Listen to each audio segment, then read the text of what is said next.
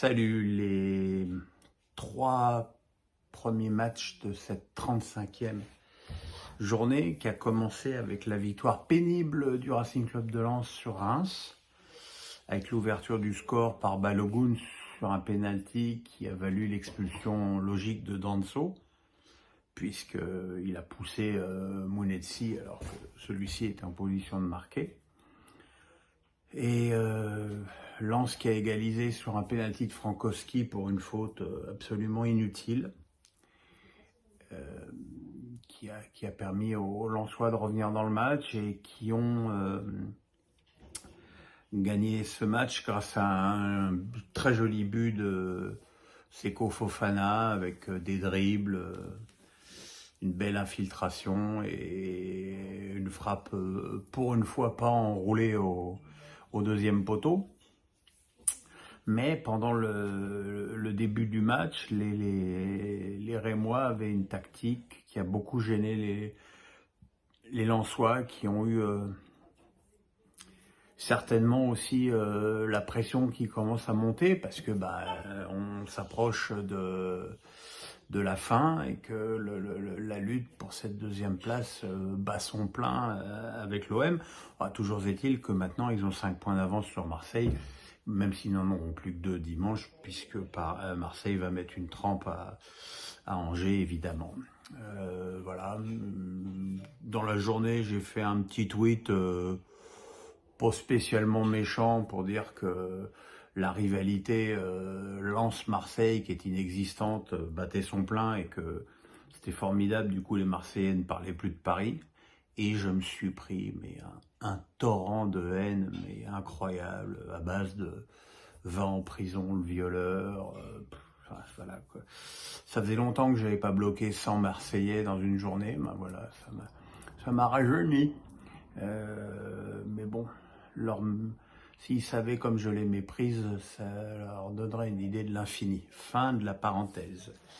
Cet après-midi, le Racing Club de Strasbourg a fait un pas énorme vers le maintien en battant une équipe de Nice indigne de son standing, avec le 3e but dans la première minute cette saison d'Habib Diallo, qui a bien utilisé un ballon en profondeur de Sissoko et qui a ouvert le score très vite. Et derrière, on n'a pas reconnu le Strasbourg de Stéphane, timoré, défensif, apeuré. Là, on a une équipe qui, même si elle ne joue qu'avec une seule pointe, est bien organisée défensivement, a des joueurs percutants avec Bellegarde et ce petit Diarra qui est formidable, le petit Doucouré derrière qui est formidable aussi, et qui sont l'avenir du Racing. Et puis en deuxième période, Lotomba a provoqué un penalty aussi stupide que celui obtenu par Lens la veille sur Bellegarde, qui obtient donc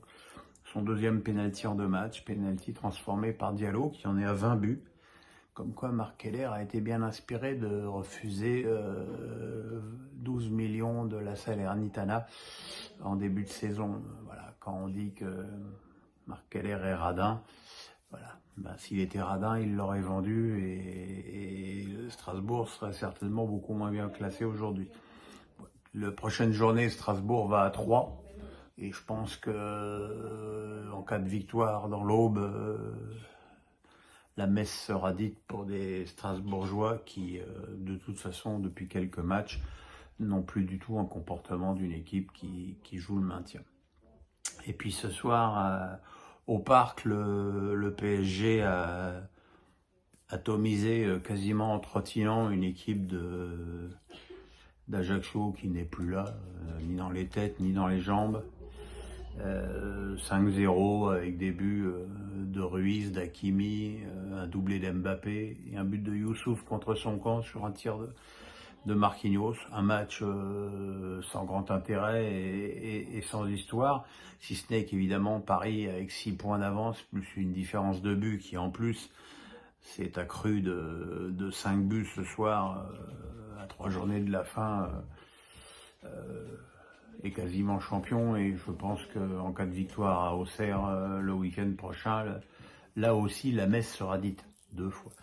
Donc voilà, pas grand-chose à dire. On attendait la réaction du public, qui était donc privé du CUP, les amis du CUP. Bon, bah, Messi a été moitié applaudi, moitié sifflé.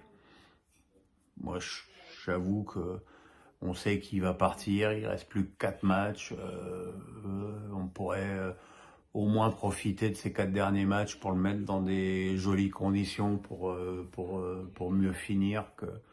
Mais bon, je ne rentre plus dans ces considérations de supporters et de leur rapport extrêmement bizarre avec leurs joueurs et leur équipe. Voilà les gars, à demain pour la suite de cette journée. Et puis bon samedi et je vous fais des bisous, même en marseillais.